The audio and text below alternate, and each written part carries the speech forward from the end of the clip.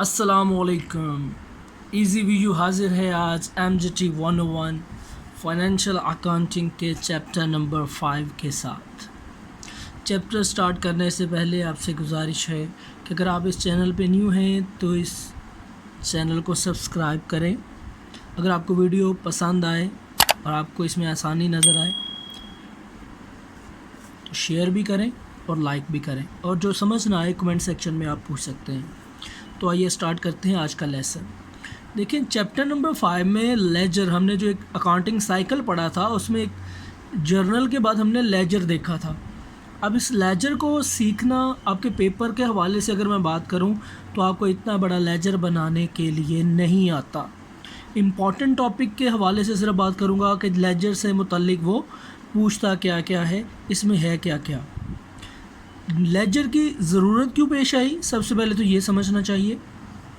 देखिए आपने जो जर्नल एंट्रीज़ पास की वो सारी एंट्रीज़ इकट्ठी पास करते हो आप, उसी में सैलरीज़ का भी लिखते हो, उसी में स्टेशनरी का भी लिखते हो, उसी में कैपिटल का भी लिखते हो, मतलब सारा आप इकट्ठा लिख देते हो। अगर किसी अकाउंटेंट को ज़रूरत पड़ जाए रिपोर्टिंग पर्पज़ के लिए, किसी को बताना पड़ जाए कि भाई हमारे पास कैश का बैलेंस कितना है, तो वो बताना बड़ा मुश्किल है। अगर कोई पूछे कि स्टेशनरी का बैलेंस कितना है, वो बताना बड़ा मुश्किल है। इसलिए अकाउंटेंट क्या करते हैं, एक सेपरेट अकाउंट बना लेते हैं हर एक हेड का, तमाम एक्सपेंसेस का भी, इनकम का भी, यानी हर एक ट्रांजैक्शन का अलग से एक अकाउंट बना लिया जाता है, उसे लेजर कहते हैं। यानी हर एक सेपरेट रिकॉर्ड, हर शय का, हर एंट्री का एक सेपरेट रिकॉर्ड लेजर कहलाता है। इसलिए लेजर को बनाया जाता है कि आसानी से इनका बैलेंस बताया जा सके। अब ये जो चार्ट ऑफ अकाउंट है आपके लेसन में, ये वही अकाउंट्स हैं जो आप पहले पढ़ चुके हो, ठीक है जी। कुछ चीज़ें डेबिट होती हैं, कुछ क्रेडिट होती हैं। जर्नल में डेबिट को उठा के डेबिट में ही लिखा जाता है, लेजर में लिखना कैसे है, क्यों लिखना है, ये मैं आपको इस झंझट में नहीं डालना चाहता क्योंकि आपके पेपर में ये नहीं आएगा। हाँ, जो MCQs आते हैं लेजर के हवाले से वो मैं आपसे डिस्कस ज़रूर करूँगा इस वीडियो में। एसेट एक्सपेंस वगैरह, ये सारे लाइबिलिटीज़, ऑनर, इक्विटी, इनकम, ये सब आप पढ़ चुके हो। इसका फॉर्मेट एक T फॉर्मेट होता है जी, लेफ्ट हैंड साइड और राइट हैंड साइड आपके सामने ये बना हुआ है। ऊपर ये टाइटल की जगह लिखा जाता है ये कैश का है, ये लेजर कैपिटल का है, ये स्टेशनरी का है, ये अली का है, ये उस्मान का है, ये फ़लाँ का है, ये फ़लाँ का है। तो ये सारा टाइटल की जगह पे आता है। बाकी लेफ़्ट हैंड साइड आपको पता है डेबिट की होती है, राइट हैंड साइड क्रेडिट की होती है। अच्छा जी, इसका फॉर्मेट ये है, मुकम्मल एक फॉर्मेट जिसे आप कहते हैं वो ये बना हुआ है। लेफ़्ट हैंड देखो, लेफ़्ट हैंड साइड पे डेट पर्टिकुलर, पोस्ट रेफरेंस और rupees, date particular, post reference, ये लेफ़्ट हैंड साइड और राइट हैंड साइड के हैं। जो डेबिट वाले होते हैं वो लेफ़्ट हैंड साइड पे लिखे जाते हैं, जो क्रेडिट वाले होते हैं वो राइट हैंड साइड पे लिखे जाते हैं।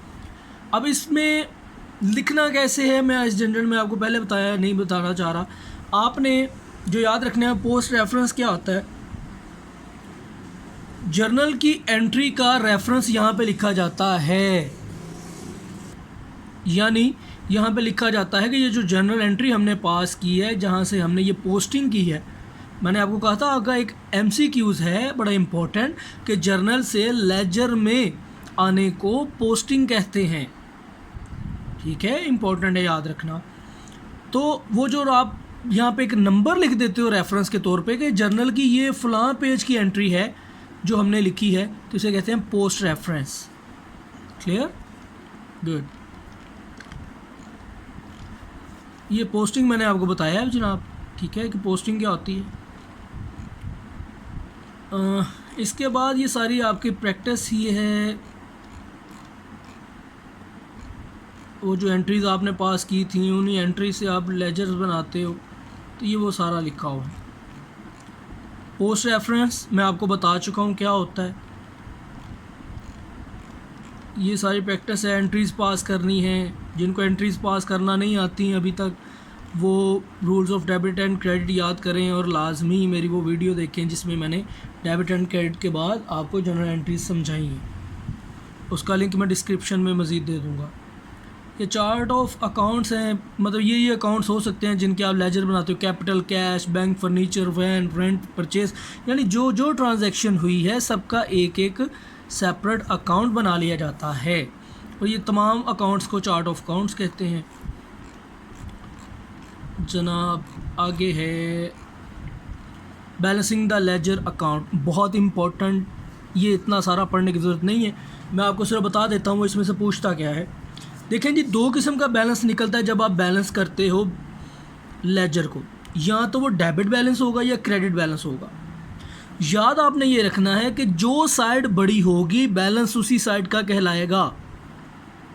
रिपीट कर रहा हूँ, जो साइड बड़ी होगी बैलेंस उसी साइड का कहलाएगा।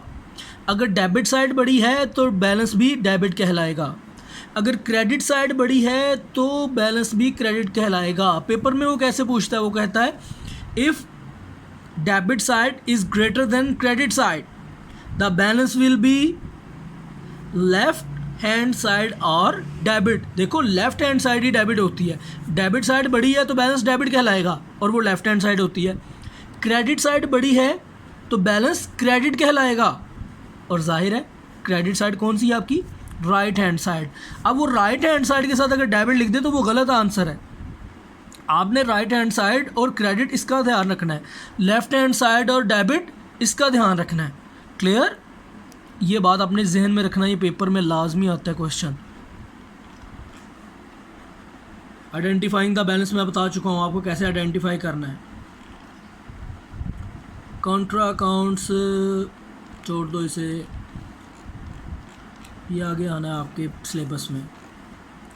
ट्रायल बैलेंस, अच्छा ये जब आपने अकाउंटिंग साइकिल पढ़ा था तो आपने पढ़ा था जर्नल के बाद लेजर बनता है, लेजर के बाद ट्रायल बैलेंस बनता है।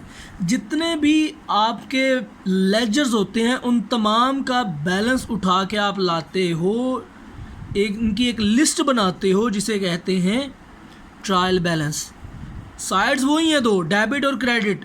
जिस जिस का बैलेंस डेबिट आता है लेजर में वो उठा के आपने डेबिट में लिखना है, जिस जिस का बैलेंस क्रेडिट आता है वो आपने क्रेडिट में लिखना है। देखो एक और क्वेश्चन यहाँ पे रेज होता है जो आपके अकाउंट पेपर में लाजमी आता है, नेचर ऑफ अकाउंट पूछता है। वो कहता है कैपिटल की नेचर क्या है, तो आपको अंडरस्टूड होना चाहिए कि कैपिटल क्रेडिट होता है, एक्सपेंस और एसेट्स की नेचर डेबिट है, बाकी लाइबिलिटी, इनकम और कैपिटल की नेचर क्रेडिट है।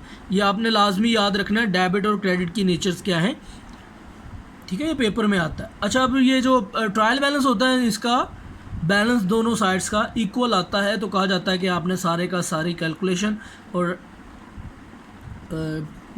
एंट्रीज ठीक से पास की हैं। आम राय यही पाई जाती है। इसमें कुछ फ्लॉज हैं वो आपकी बुक में अभी डिस्कस नहीं किए हुए, इसलिए मैं आपको उनमें नहीं लेके जा रहा। ओके जी, नेक्स्ट इम्पोर्टेंट टिप्स, ये क्वेश्चन है, ये आपकी प्रैक्टिस है इसमें। लेकिन जी ये चैप्टर नंबर 5 अल्हम्दुलिल्लाह हमने आज कर लिया है सिर्फ 8 मिनट में।